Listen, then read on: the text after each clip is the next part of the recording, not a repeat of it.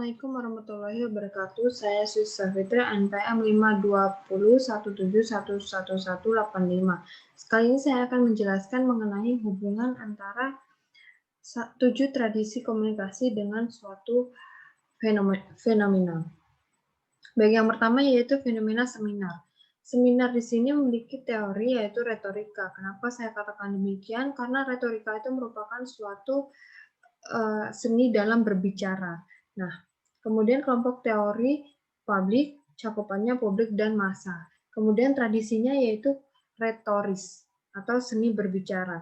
Karena pada seminar tersebut komunikasi yang baik, tekstur rencana, kemudian memiliki tujuan dan mampu menciptakan kesadaran para hadirin itu merupakan suatu seni dalam berbicara. Jadi fenomena ini termasuk ke dalam tradisi retoris atau tradisi seni berbicara. Kemudian fenomena yang berikutnya yaitu seorang tetap merokok meski tahu akibatnya. Nah, teorinya yaitu disonansi kognitif.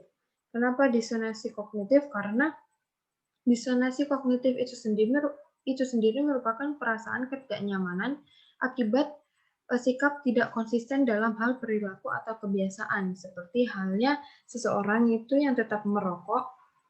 Meski seseorang yang tahu akibat dalam merokok itu tetap melakukan merokok karena mereka merasakan tidak nyaman akibat tidak konsisten merokok. Nah, kemudian kelompok teorinya yaitu diri dan pesan, cakupannya interpersonal dan massa. Nah, fenomena ini termasuk ke dalam tradisi sosiopsikologi, di mana tradisi tersebut merupakan suatu pemahaman hubungan sebab akibat. Kemudian fenomena yang berikutnya yaitu cincin di jari manis tangan kiri. Teorinya interaksi simbolis. Kenapa dia masuk ke dalam teori interaksi simbolis? Karena cincin di jari manis tangan kiri itu merupakan suatu simbol bahwasanya seseorang sudah memiliki status pernikahan, baik sudah menjadi istri ataupun sudah menjadi suami. Kemudian kelompok teorinya yaitu diri dan pesan, cakupannya yaitu interpersonal, budaya, dan massa. Nah, fenomena ini termasuk ke dalam tradisi semiotik. Kemudian fenomena yang berikutnya yaitu uang panai.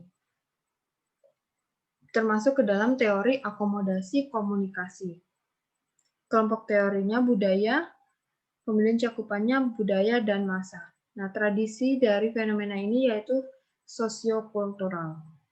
Kenapa saya katakan demikian? Karena uang panai itu hanya dilakukan oleh pihak budaya Bugis, tidak dalam budaya Jawa. Sehingga teori yang dicakup oleh fenomena ini yaitu akomodasi komunikasi, karena akomodasi komunikasi itu merupakan komunikasi dari dua sudut pandang yang berbeda, dua sudut pandang budaya yang berbeda. Kemudian fenomena berikutnya yaitu kesetaraan gender. Kesetaraan gender ini seperti halnya perempuan tidak hanya melakukan pekerjaan layaknya seorang perempuan, tetapi dia juga melakukan pekerjaan yang dilakukan oleh seorang laki-laki, seperti menanam padi untuk para petani. Nah, hal tersebut termasuk ke dalam teori sudut pandang feminis. Kemudian kelompok teorinya teori budaya, cakupannya budaya dan massa. Nah, fenomena ini termasuk ke dalam tradisi kritis, di mana tradisi kritis tersebut adalah advokasi yang jujur dari mengkritiki semua tradisi atau memberi sudut pandang baru. Oke. Kemudian fenomena Zoom termasuk ke dalam teori publik dan media. Kelompok teorinya publik dan media, cakupannya massa dan publik. Nah, fenomena ini termasuk ke dalam tradisi sibernetika, di mana sibernetika itu sendiri merupakan pemrosesan informasi yang erat kaitannya dengan media, seperti halnya Zoom. Zoom ini merupakan proses informasi untuk seorang mahasiswa atau misal seperti dosen yang menjelaskan suatu materi ke mahasiswa, sehingga pemrosesan informasinya itu melalui Zoom. Yang terakhir yaitu fenomena perkenalan. Nah, fenomena perkenalan ini memiliki teori atau penetrasi sosial.